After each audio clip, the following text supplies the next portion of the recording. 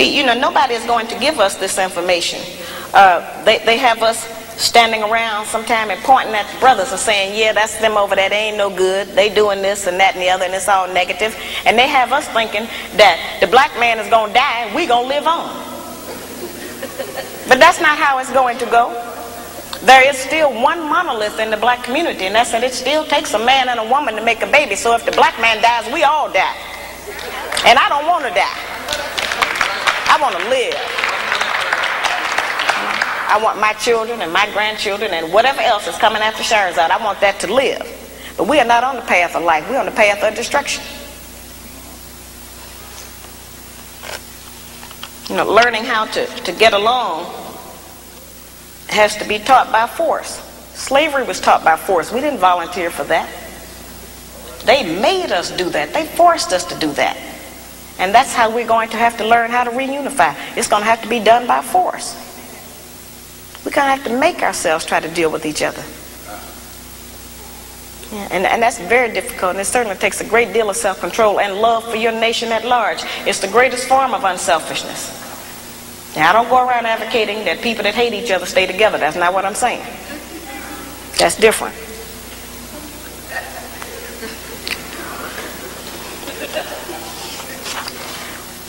We can't solve a problem or get to a solution about a problem that we refuse to acknowledge that we have. We don't have to be ashamed that we have a problem. We don't have to be ashamed to know that it is related to slavery, because all of our problems are related to slavery. And I know that that seems to be some old hat issue, and everybody want me to stop talking about that. Nobody would tell the Japanese woman to forget about the fact that during World War II, the white man interned her family, took all of their personal possessions. Nobody would tell her to forget about that. Nobody would tell the Indian woman, forget about the fact that the white man came over here and took your country and put you and your babies out on the reservation. And nobody would dare to tell the Jewish woman to forget about the Holocaust, so why I got to forget about slavery?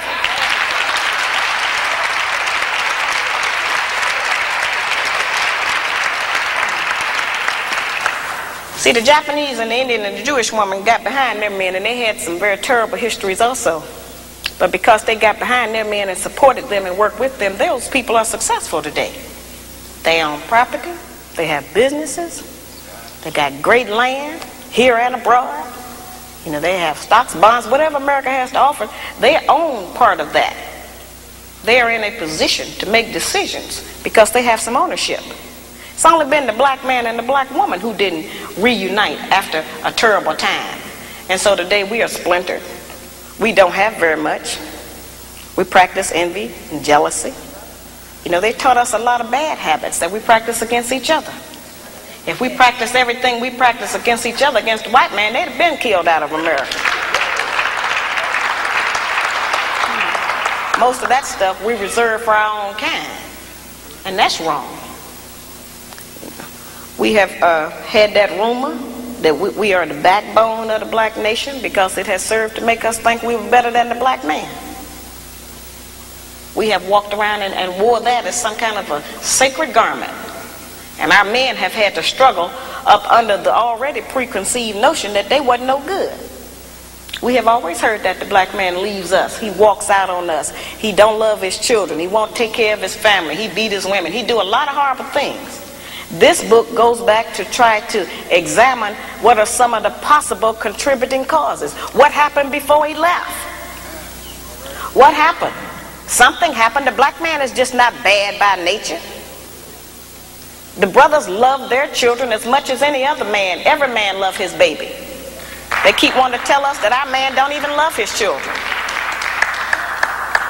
He's not a mother, though. He's a father. He's not going to have the same kind of connection to the cub that we have. We can't expect that. We keep wanting the man to act like a woman. He can't act like no woman. Praise be to Allah.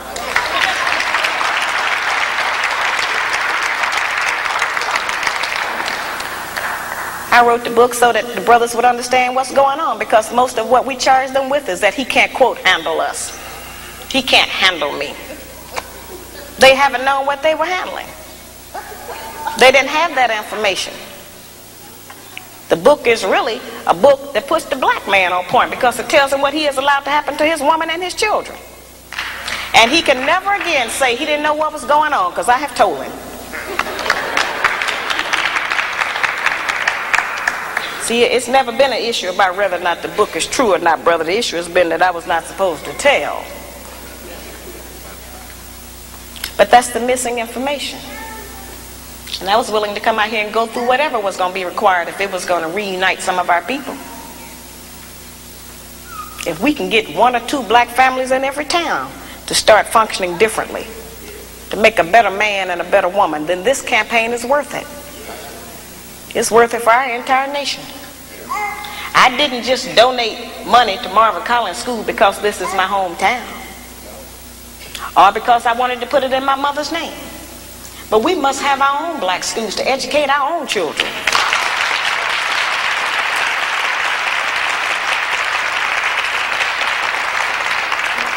We have to educate our own children. If it's in a closet, I would rather support them to have my own kind, trying to teach my own kind, than sending them out there into the white people's school and let them tell them all kind of nonsense that they want to.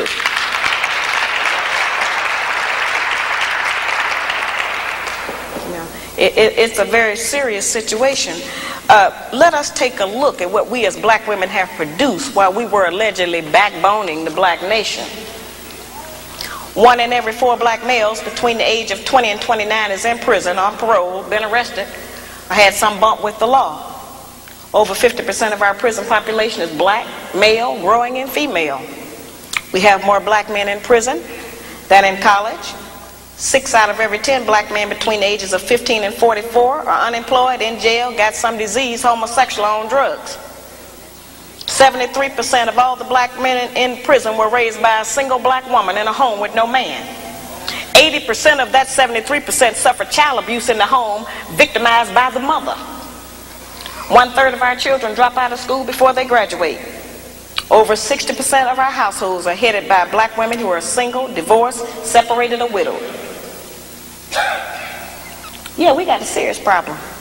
And only God knows how many of our black babies we have killed through abortion. I don't think that's something I think that's something the black man will never understand, how we kill that life in our womb because we decide we don't feel like taking care of it. It's too much of a hassle. Or we change our mind about how we feel about the man. So we have been in a very, very powerful position. We can make heaven or hell for the man, and we can decide who's going to live and die. That is a great woman, I agree. But we are in a very prestigious position. We are the wives of man who was the first man that God chose to be on the earth. That's a very great position. The most valued and the strongest man on the earth that everybody's trying to use for something. He's the most durable. He's the most persistent. He's the most determined. The black man is not wrong because he does not do what white America wants him to do. And he's not wrong because he don't do what we want him to do. We don't know everything to do ourselves.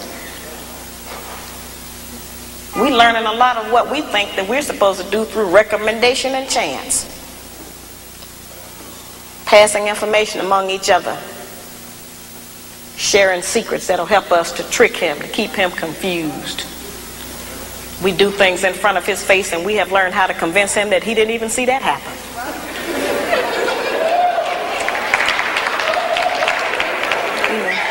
Just serious situations.